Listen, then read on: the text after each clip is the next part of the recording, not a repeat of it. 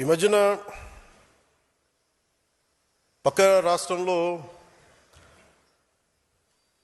అక్కడ ఒక పార్టీ పెట్టి విజయం సాధించి ముఖ్యమంత్రి అవ్వగానే మన ఆంధ్రప్రదేశ్లో చాలామంది మీరు కూడా అలా చేసి ఉండాల్సిందని చెప్పి నాకు తెగ మెసేజ్లు పంపిస్తూ ఉన్నారు. ఊళ్ళో పెళ్ళికి ఏదో హడావిడి ఉంటారు కదా,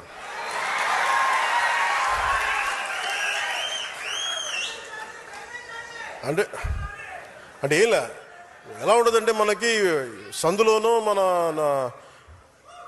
ఒక పెళ్లి జరుగుతూ ఉంటే మన ఊళ్ళో చిన్నపిల్లలు పరిగెడుతూ ఉంటారు అటు ఇటు, వాళ్ళ ఇంట్లో పెళ్ళి అనుకున్నాడు.